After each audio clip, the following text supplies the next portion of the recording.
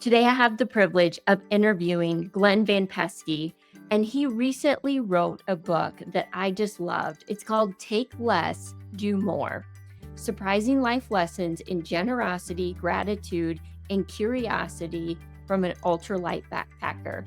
And that's what Glen is. He's an ultralight backpacker that accidentally created a multi-million-dollar company, Gossamer Gear. And he really did it in his free time because he was an engineer by trade. You'll hear from Glen, and it's so fun to hear from him on generosity, marriage, parenting, so many things that we go the gamut on, that I know that you're going to love this interview, and you're definitely going to want to read his book. Who's the person you're being? Are you satisfied? Welcome to Be the Person, a podcast for the brave and the curious, for people ready to explore their true potential. I'm your host, Annie Randall. Join me and let's get ready to go on this journey together. Welcome to Be the Person podcast. I cannot wait for today's conversation. I have Glen Van Peski with me, and he is the author of Take Less, Do More. I have it right here, and it was one of my favorite books. I loved reading it. In fact, I was telling when we were coming up with questions, I had a hard time because there's so many that I wanted to ask you. So welcome to the podcast. Thanks. I appreciate the opportunity. It's great to be here, Ann. I really did love reading the book and just learning about you. You're very fascinating. And I would love for you just to start maybe with the big overview, just about you, your life, kind of what you've done. And then we'll jump into a whole bunch of details. Sure, happy to do that. Although I always say I consider myself an average guy with above average PR, but I know from reading stories, sometimes people say, "Oh, you have a fascinating life." And my experience is if you actually get the time to talk to people, which we don't usually, everyone has a fascinating life. But be that as it may, I was born in 1958 in Southern California, grew up in the 60s, was a free range kid, pre-internet. It was great. And then I came to a screeching halt in fourth grade. My parents divorced and we moved to Western Massachusetts, which was a big shock from California. And then in 1976, I graduated from high school, rode my bicycle back across the country. Seemed like a good idea at the time, which it was. And been on the West Coast, up and down the West Coast ever since. I got offered a job in engineering, land development engineering firm at the end of my bike ride. Did that for a couple of years, went to college, got an engineering degree, got an MBA, started my own engineering company, closed that down in a recession, worked for other people, married, had 3 kids, was almost killed in a plane crash along the way, accidentally started a gear company, Gossamer Gear, and recently retired to Bend, Oregon, and started washing dishes. I had to laugh at the washing dishes because you're a little overqualified, and yet it was really cool just to see in the book you step into that job and love doing it mainly for the relationships. Is that true? That's true. I mean, I think when a lot of people, when they think about retiring, they think about all the things that they don't like about work that are going to go away when they retire. The endless meetings, the difficult to deal with. But I caution people, advise people that they don't think enough about the things that they enjoy about work. Generally, by the time you retire, you're probably at the top of your game. You're getting accolades. You get satisfaction of a job well done. You're the go-to person. People come to ask you for advice. You have relationships there if you've been somewhere a long time. I mean, sometimes you spend more time with those people than your family. And all those things are going away too when you retire. And so part of the dishwashing is it's an opportunity to be part of that community, working towards a common goal, the fast pace, the adrenaline of a rush time. But more than that, for me, it was responding to an opportunity that I thought had my name on it. And you just never know when you step out the ripples from that. And this is a story that's not in the book, but the dishwashing story is in the book. But as I'm dressed up in my custom suit to go for my interview for the position, my wife, Francie, took a picture of me. She said, "Wait a minute, I got to get a picture of this." And there's a couple in Bend that we know, became friends with after we moved here. And they had a daughter who had a rough time, had a number of bad things happen to her, and basically dropped out of school and kind of moved back home and shut herself up in her bedroom. And we'd been over there for dinner, so she knew us. And when Francie texted the picture of me all dressed up to the mom, she was in the kitchen and she got it and laughed. And the daughter said, "What are you laughing at?" And she's, "Look at this. Glen's going to apply for a dishwasher position."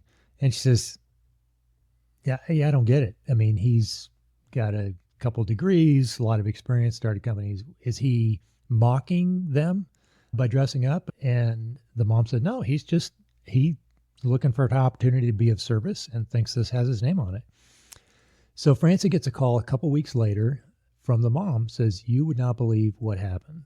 Their daughter had been stuck for a couple years. I mean, it'd been a long time. She said her daughter had evidently thought, well, if Glen can humble himself and go do this, then I can go do something. And she went out and got a job that she was overqualified for just to get out of the house. And it went on from there. She's re-enrolled in school, moved out of the house. So that was me taking that dishwasher job was like the key that unlocked her being stuck. And maybe that was the only reason I needed to take the job. I don't know. Yeah. Oh my gosh, so good. And you don't know those ripple effects. Like you couldn't have ever guessed that. But I love that that's what came out of it. One of the things. Yeah. You made it sound like no big deal when you're giving kind of your overview, but you started this ultralight backpacking company that wasn't really intentional. Can you tell us a little bit more about that? Yeah, my mom thought every kid should leave home knowing how to cook, bake, and sew. And so all three of us kids know how to sew. And so I sewed some stuff for my 1976 bike ride across the country, sewed some gear for myself. And when a buddy read Ray Jardine's book on ultralight backpacking, I thought I could sew gear that's lighter and more functional than the stuff that I have at REI, that I got from REI. So I sewed a pack. And as I used that, I thought of, I could make improvements here and there. That's kind of the blessing and curse of being an engineer, is you're always thinking of better ways to do things. And so eventually I came up with a design I liked. It was the fourth one. My buddy started calling it the G4 because my name starts with a G. And I put the plans on the internet. This was early internet listserv days. Put the plans on the internet so anyone could make one. But I get inquiries from people saying, "Hey, could you make me a pack?" And at this point, ordering the fabric, like marking it and measuring it, cutting it out, took me about 10 hours to sew a pack from scratch. And I was working 70 hours a week, 80 hours a week doing the engineering. So I told people, no, I'm not going to make you pack. It doesn't matter what you're willing to pay. I just don't have the time for it. But I got enough inquiries. I felt bad. I thought these people want a pack, but it's not their fault their mom didn't teach them how to sew before they left home. So I found a place to make a few packs up in Seattle. And they said minimum order was 100. And I thought, I probably need like 25, and then everyone who wants one would have one, and I can get on with my engineering. So we went back and forth, got them down to 50. Thought, they'll be in my garage for 5 years, but that's okay. And my son put together a rudimentary website. Brian's a teenager by this point, that would send me an email when someone filled out a little form, and they had to mail a check. I mean, if you're only going to sell 25 packs, you don't worry about a nice company name or any kind of payment processing or anything like that. I mean, this was pretty primitive. So one day I'm at my desk and I get an email like, "Oh, someone placed an order." So I didn't have any system for that. So I just grabbed a pad of yellow lined paper and wrote down the order. And I still have those lined pads of paper, first few thousand orders. So I had 85 orders before I even got the 50 packs that I had ordered. And so that was kind of my first indication. I might have underestimated this thing. Yeah. And it went on to be a multi-million-dollar company, correct? Yes. I mean, I've never gotten a salary from it, but it was going to close it down. But it got saved from being a footnote of history by John Mackey, the co-founder of Whole Foods Market, which is another couple stories there. But yeah, it's a going healthy concern. So good.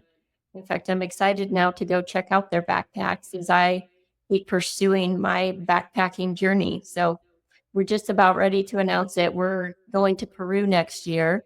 and we're going to take a group of people. And so I'll probably need one of those backpacks.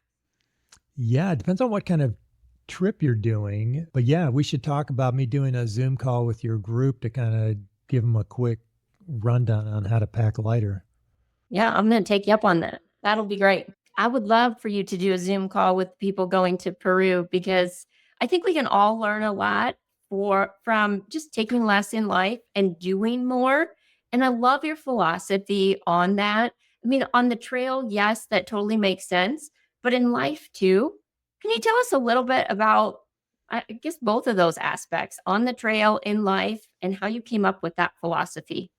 Sure. On the trail, of course, I mean, we just had friends over last night and they just got back from Romania and they obviously read the book and been inspired. So they just had small carry ons and they said it was so great because they were on trains and stuff. And said people had these huge roll ons and they couldn't fit them on the racks. And then everyone on the train had to climb over them because they were in the aisles. And they said, we were so glad that we focused on reducing our packs to just one little carry on.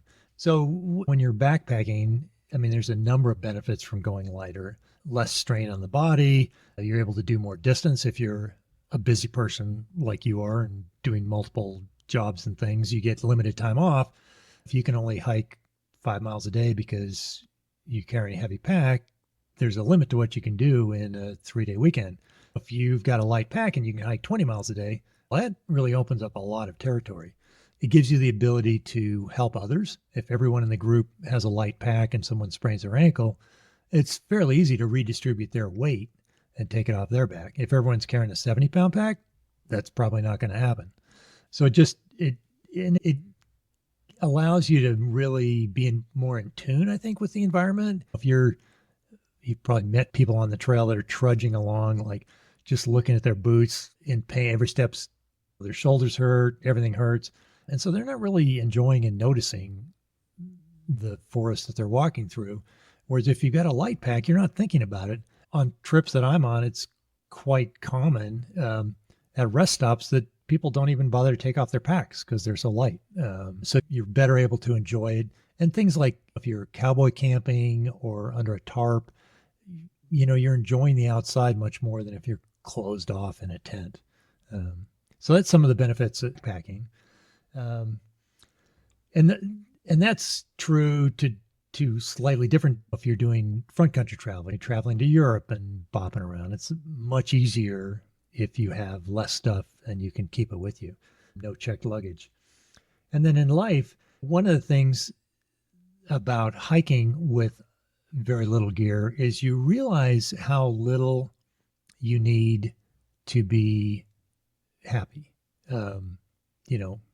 Fed, warm, safe. And then you realize that everything you have more than that is really not necessary. It's really gravy. I mean, it's extra. And so it gives you a confidence in how little stuff you actually need to be happy, that stuff doesn't make you happy. And it gives you gratitude for those extra things. Most of us, we enjoy our life, but it's just our life. That's the water we swim in. But you go sleep on the ground in the dirt for a week, and all of a sudden you have newfound wonder for like hot showers and potable water coming out of the faucet. I mean, it's a miracle. It's a miracle we take for granted, but I forgot a few years ago when we did that backpacking trip how hard the ground was. And I was like, dang, this is hard. And you're right. You really appreciate your bed when you get back in. yeah. Yeah, so true. And I can't agree more on just like the luggage. And we do a lot of trips and take people different places. Last year we did Italy, and I'm always a carry on person. Always. We went 17 days with our kids and was like, okay, you get a little carry on. And we loved it. Fit it all in there.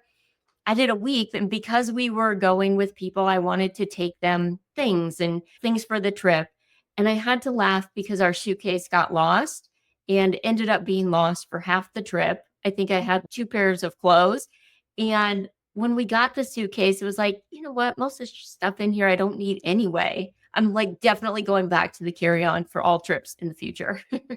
Yeah, no, it's great. I mean, I've been 8 weeks in Europe on one small carry on. And that included hiking all day and then going out to nice restaurants. I mean, I had a blazer, pocket squares, nice shoes, all that stuff. But I always tell Francie, and I understand it's a little different for ladies than for men, but it's the great thing about traveling is like the people we see today, they didn't see us yesterday. They have no idea what we were wearing. I think overall it just leads to like contentment in life. And I think a lot of us, like contentment was a hard thing. It's still a hard thing for me to be content, but you seem to really do that well. Any tips there? I would say that's always a struggle. I mean, I think we live in the United States. It seems like our culture is based on consumption, and your life will be better if you buy this. Now, I'm susceptible because if I see something lighter than what I have, it's, ooh, I could save 5 grams if I got this. But luckily, at this point in my life, there's not that much in that category. So I'm not tempted to buy a lot of things. And yeah, contentment's tough because I have so many things I want to do that at any given time, there's a lot of things I want to do that I'm not doing. But it's because I've chosen to do other things that I like to do. So I try and remember, whoa, the reason you're not doing those other things is because you're having fun doing the stuff that you enjoy. And so I've gotten to the point where I'm happy with seasons of life. I like to run. I'm not running right now. And there was a reason I stopped running, kind of health related, but that's gone now.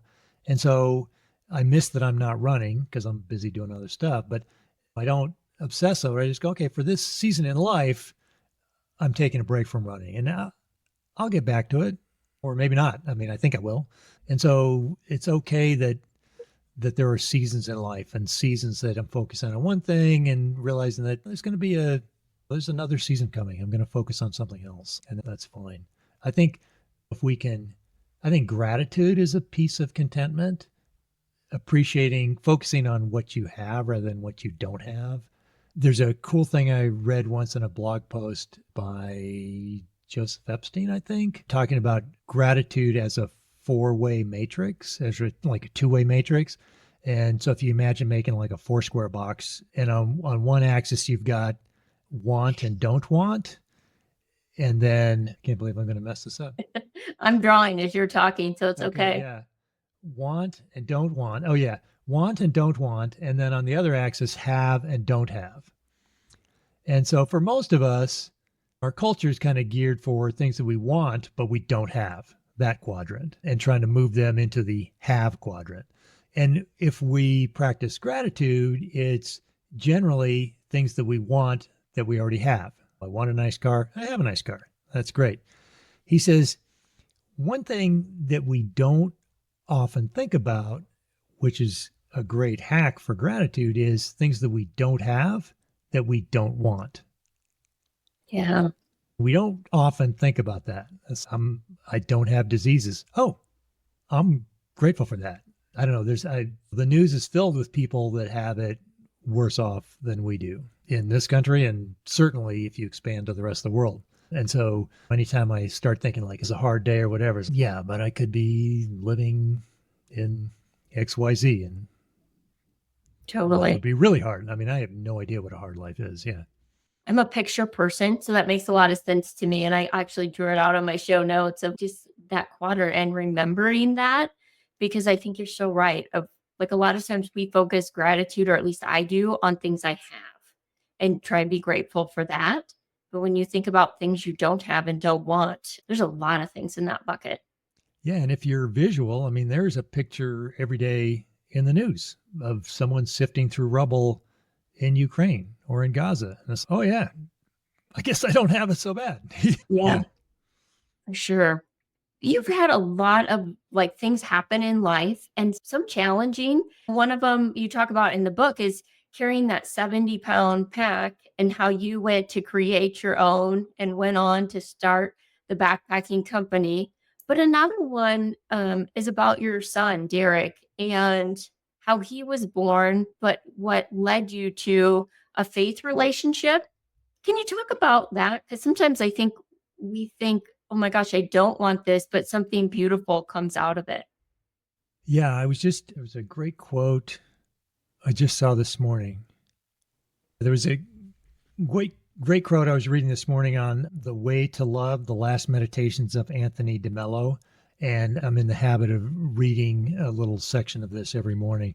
And this morning it had this quote, which I underline: happy events make life delightful, but they do not lead to self-discovery and growth and freedom. That privilege is reserved to the things and persons and situations that cause us pain. And it just, to me, sums up what you just said. Like, what's the challenge is, like, it's things we don't want. Those are what make us grow. If everything always goes right, well, you never learn anything. You never expand your capabilities. You never really have any opportunity to have an impact on the world or on others. And it's only in those moments of challenge or pain or grief or that you have those opportunities. And our middle son, Derek, was born severely disabled. He was hydrocephalic in utero, so his brain never developed. Couldn't talk, couldn't see, couldn't walk, was in a wheelchair his whole life. He died shortly before his 20th birthday. And that was a huge challenge for my wife, obviously, a crisis for her. And then when our third son was born, she had essentially two newborns to take care of and a toddler and a husband who was working 7 hours a week trying to keep the financial wheels on. And so that took her to the brink and over. But for me as an engineer, I'm used to solving problems. And so it's okay, roll up our sleeves, work harder, work longer. But our son Derek wasn't something I could fix. I mean, I wasn't going to be able to change that situation. And so that was the start of me driving me to my knees to pray. I need help here. Yeah.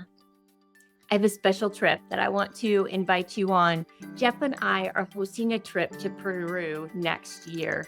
It is September 26th through October 4th. We start out in Lima with a day tour, then fly into the Amazon jungle, tour there for a few days, fly over to Cusco, where we tour the Sacred Valley, the salt mines, and then do a one-day hike to Machu Picchu. If you've ever wanted to see Machu Picchu, now is the time because it's getting more and more restricted. After that, we go back and have the option to hike Rainbow Mountain the next day before we leave Peru. It's going to be such an amazing, fun trip. What I always love about these trips is the community that they form. If you're interested, the link is in the show notes. I think a lot of times that's how we find God, God whispers in the pain. And we just need to be willing to be quiet to hear that. Yeah, it's not till, like, as long as I can handle it, it's like, well, I'm handling it. I got this. And it's not till I get to the point of, okay, I can't handle this. Was that the case for you of just like, up until this point, I can handle it all? Because I'm guessing there's people listening that's me. Of like, it's good. Why would I need God? Of like, I'm good until maybe life throws you a circumstance where you can't handle it or it doesn't make any sense on your own. Yeah, I mean, that was the case for me.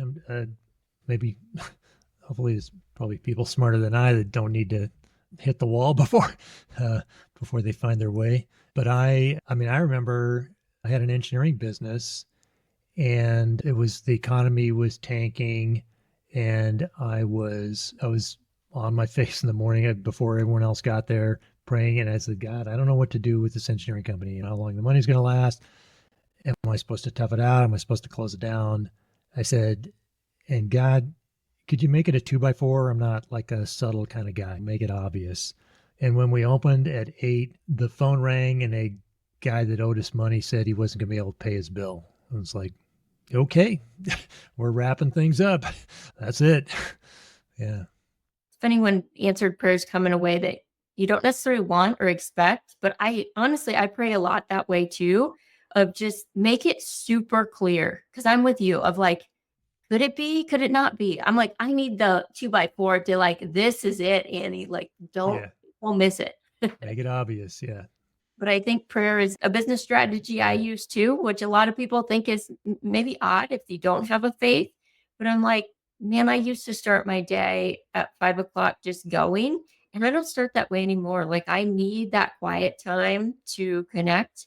and just have that, I don't know, asking for discernment or wisdom.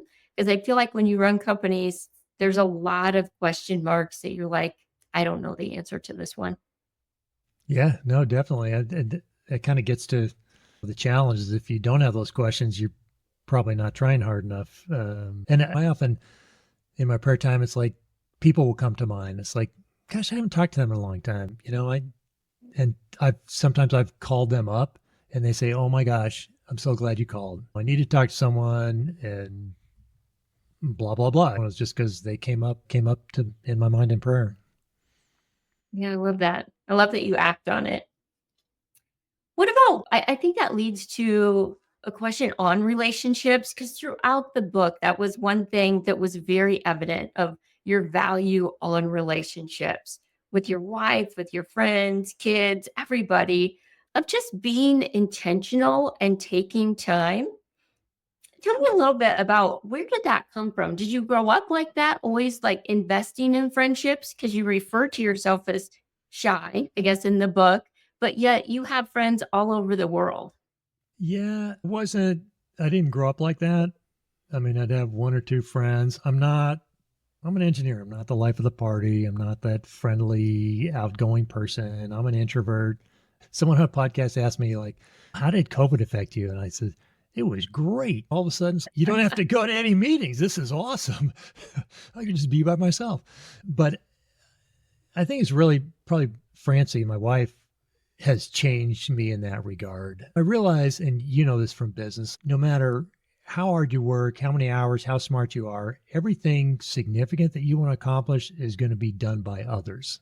You need to scale. It's going to be other people that are going to make your dreams happen, basically, as you make their dreams happen.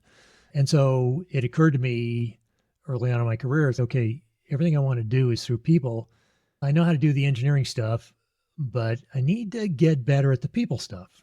How do I be that kind of person that people want to follow and people want to put in leadership roles that people want to get behind and work long hours for, and whatever the case may be, or in my wife's case, stay married to. So, yeah, it's hard for me. I have to really be intentional about it. My wife, it's who she is. She's not on social media. She spends a huge amount of time like texting and writing people, like individual, like we're on a trip. She's like sending photos to all her friends, like all the time, individual. She has, if you're a friend of Francie's, even if you never write her back, like she will write you. I mean, she has a friend who has never written back in 40 years, but we just visited them. It was like when we were in Austin. And if you're a friend of Francie's, like she does not let go of people. So I've learned to get better. I'm not in her league by any means because I'm an engineer and an introvert. I have hacks. I have a to-do list item that pops up every week to call someone from my contacts. When she does it like once a week, she would laugh at that level of effort. But I don't know. I hate it. Sometimes I'll have 3 or 4 items on there because it's been a month since I've done this. But when I do it, it's always rewarding and they appreciate it and I appreciate it. So I make myself do it to get better at it. Yeah. You know what? I think that's really good to hear, of just something like you just assume it comes easy for people with a lot of friends. And to hear you say, no, it's really intentional. And sometimes I don't even want to, I think is pretty freeing for everyone listening. Yeah, I mean, and I'm terrible. I don't remember stuff. So I have on my email, I have like little folders. And so I have some email exchange with them or something. I spend the time to drag that over into the email folder. And so before I call someone, I can check the email folder and say, oh, yeah, 2 years ago, we're talking about their kid going off to college or whatever. Because I'm not gifted to be able to remember that stuff. Francie would just remember it, like, and she would know their birthdays and all that stuff just in her head. I'm not like that. So my little hack is kind of creating a system. It takes a little time to save the emails, but having a mailbox makes it pretty easy to drag in. So I'd have a resource to try and, oh yeah, this is what's important to that person and things like that. Yeah. So good. Tell us a little bit about the list you create each year and the trips that you do with people on your list.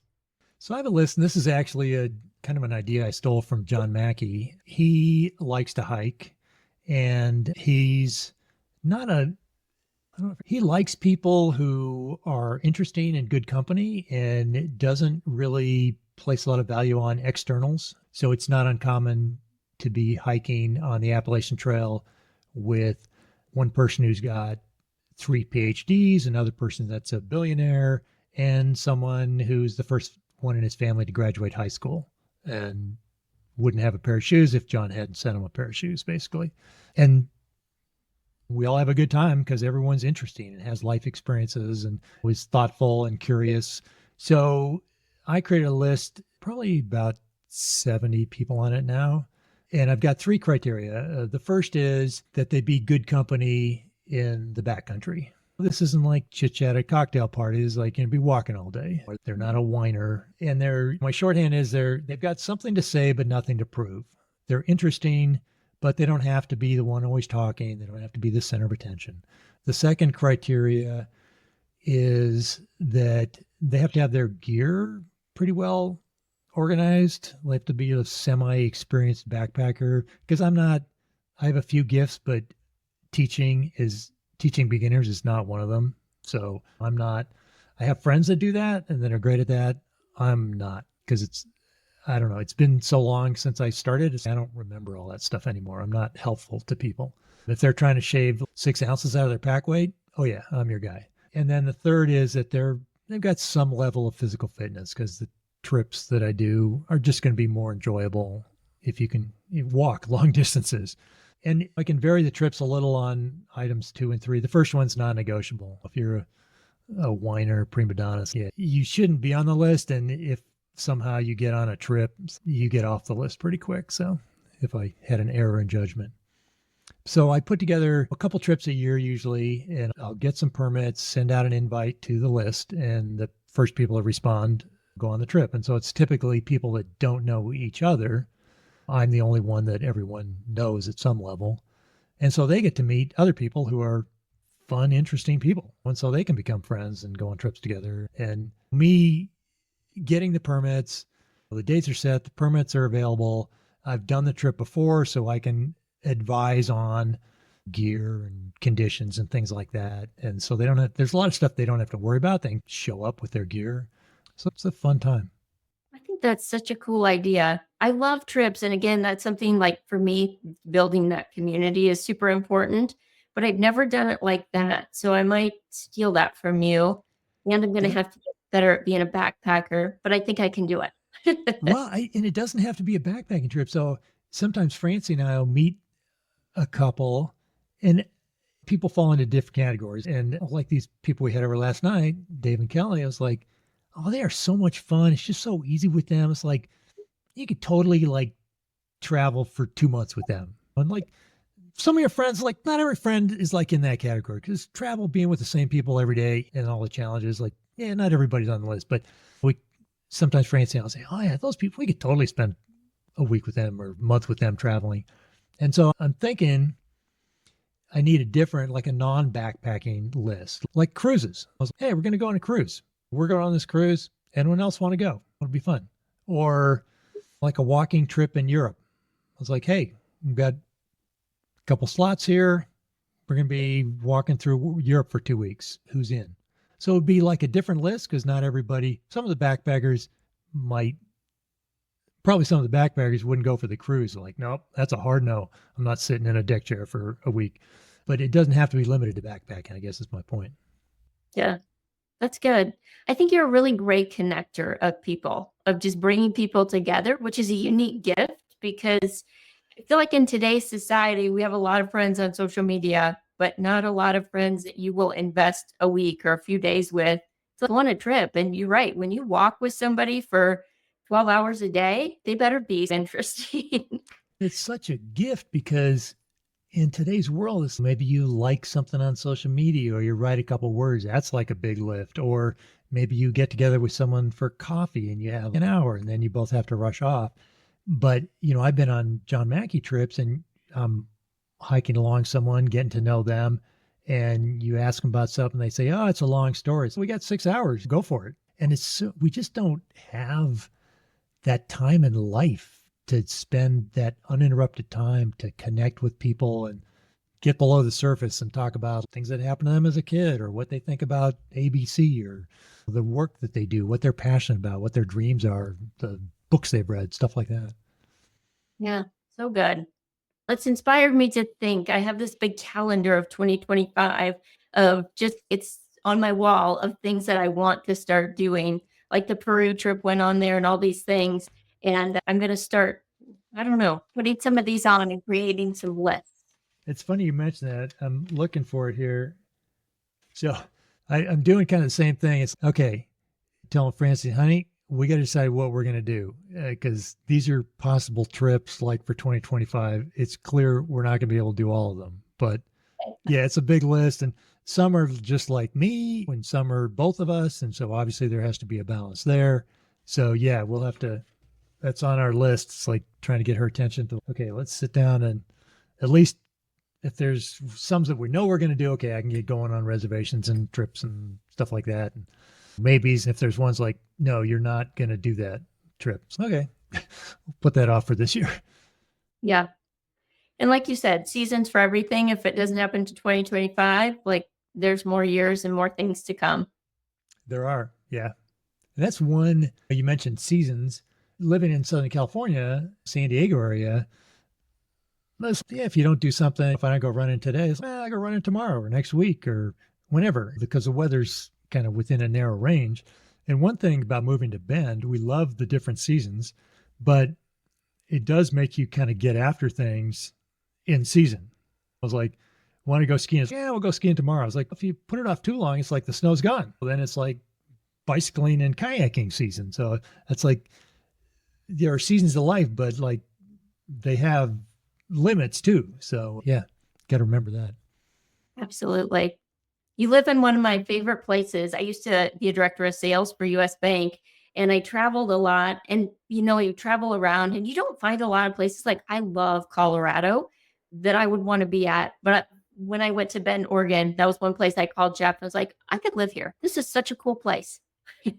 You should come out and visit. In fact, you should come out and visit. We could do a little overnight backpacking trip. You could see ultralight. We could show you all our favorite spots. We like Colorado too. If we didn't live in Bend, we always say we'd live in Colorado. We have a ton of friends and family in Colorado. And we were just in Durango a couple of days ago on our way back from Austin. But yeah, Boulder area, we have a lot of friends there. I might take you up on that because one of our favorite families in the world just moved to Redmond, right there. Oh yeah, right there. She was our nanny for 18 years and they are amazing family friends. Cool. Yeah, plan a trip. Okay. We might have to. One other thing that I would love to just get your take on, because you're the only other person I've ever met that does this. And sometimes I think I'm a list person and so are you. So maybe some places, although I don't have an engineering bone in my body, I can't get things together. But you have a charity different account. And for us, that has been something so cool. I don't know, in my own brain, when I move money into that charity account, it's like I'm spending somebody else's money. But you mentioned that as well of I think you do it on a much bigger scale to be able to help people in need. But can you tell us a little bit about that and where it came from? Sure. Generosity started early in life. My mom always said, noblesse oblige, which is if you've been blessed, it comes with an obligation to be generous. And so there were always examples growing up of her being generous. And we found even more when she died, examples of that. And so I've always, from an early age, set aside a separate account. And I think I started with 5% of my after-tax income, and now it's a significant portion of our pre-tax income. But I was fascinated to read Infectious Generosity recently by Chris Anderson, the TED Talks guy. And it was interesting to me. They did a study. It was kind of related to TED Talks, I think, in some way, where they gave people money that they could it was their money. They could spend it on themselves or they could give it away. And then they would check back with the people and what did they do with it and how did they feel, and either with whatever they bought or whatever they gave away. And I think it was that study or another study that showed that everyone thinks, or many studies show that people think, oh, if I just had another $50,000 or $10,000 in salary, then I'd be happy. Then more money would make me happy. And this study showed that being generous, giving away money, was roughly equivalent to a doubling in salary, like happiness wise. Like the happiness you get from like someone walked in and said, "Hey, your salary's doubled." That's the happiness you get from giving away money. But the kicker was that if someone came to you and said, "Hey, Ann, we just doubled your salary," you'd be pretty darn happy. But check back with you in 3 years. No, it's just your new salary. Yeah, the happiness is gone. But if you had given away money instead, you check back 3 years later, people are still happy about that. Like the happiness doesn't subside like the material wealth. And to me, creating a separate gratitude account or something like once that money is gone, it's not mine anymore. It kind of duplicates that experiment of someone like you're spending someone else's money, even though you put it in there. And it's interesting to me because you never know when you write a book, like what ideas people are going to pick out because it's different for everyone. But the gratitude account comes up a lot. So I'm excited about that. That's something that, besides you and I, now there's more people doing that. Yeah, so good. Like it just again, I'm married to one of the most generous people ever. Like Jeff is super generous. Like you asked him to give, he's going to be like, how much and who do we give it to? And again, it's not that I didn't want to do that, but I grew up with this mindset of if you give it away, will I have enough? And I always hated that. And again, it's not like it's gone, but I know that if I just put it in that account, it just took away that for me. Will I have enough? It's not mine anyway. Go have fun doing it. And you could do it with a happy heart. Yeah. No, I think Francie struggles with, will we have enough? What if we need to buy a house for the kids or ABC? But like you say, that money's already set aside. It's already gone. And so you can, what I tell people is I think everyone wants to be generous probably, but when a need comes up, I'm like, just found out my kid need braces or my car's like making some funny noises. So it's not a good time for me to give. And having that separate account, you can just, when the need comes to your attention, you can just say, does this have my name on it or not? And if it does, then you can give. The money's already there. It's kind of disconnected from your personal life economics. Yeah, absolutely. I think you've done such a great job in creating that margin and in your life to be able to do that. And we're working more and more on that to create that margin. That's cool. Yeah. I mean, now we do it on a quarterly basis. Every quarter I add up all the income that came in and then write a check to our church and put a check into our giving account. And in fact, that's one of the other things. I made a list for my wife. She appreciates it. Of things like before the end of the year. And one of them is, okay, we need to figure out year-end donations that we're going to do. Let's go through the list. Who do we already give to? Who do we want to give to? Because we don't always zero out the account. Goal is not to let it pile up because that's kind of not the point. So That's good. We're at the end of November and I feel like you're ahead of the game. yeah, usually I'm at the last, I'm trying to be ahead of the game this year. It's exciting to meet another person that was already doing this. So now there's two of us to spread the word. Yeah, it's good. You mentioned a couple books during this, other than yours, which I really would recommend people read. If you're listening, you need to get Glen's book. You will love it because what we're talking about is just such a little tiny glimpse into such an interesting story. But I always wrap up with, what are your favorite one or two books that you would recommend? I would recommend The Comfort Crisis by Michael Easter. I have given away probably 70 of these by now. And if you would like one, I will send you one signed by the author. Oh, did I? No, you didn't, but I would love one. Okay. I'm a huge book reader. So to get your book that you wrote a note in was a really cool gift. I will send you one signed by Michael Easter. So the short version of this is we've done too good a job of humans of creating a comfortable lives for ourselves, and it's killing us. We need some challenges. And he talks about the importance of being outside. So great book. And then Things That Matter by Joshua Becker. I can also send you a copy of that one, although I'm running low on those. And he writes about, he's a famous minimalist. So I'm a minimalist in backpacking, and probably got some minimalist tendencies in the rest of my life, but not like he does. I mean, he's about minimalism everywhere in life. And one of those reasons is to create margin in your life for things that matter. It's the relationships, it's the giving, being able to be generous because you haven't spent all your money on stuff that you don't need. I mean, that's the very, very short version of a very good book, but those are good. Like, I haven't heard of either one of those. So yeah, those seem like great books to read. And there's another cool one, Subtract by Lady Klotz. This was fascinating to me, partially, of course, because my minimalist tendencies and take less, do more, but it's super interesting. He dives into the science as to why, as humans, we're wired to solve problems by adding. Can we add to solve this problem? When many times, and it started, he was playing with his son Ezra, and they're making using Legos to make a bridge, and they have the two pilings, and one's shorter, so the bridge would be crooked. So as Lady's looking for another block to put on the shorter pilaster, when he finds it, he turns around, and his son had taken one off the higher pilaster, so they were balanced.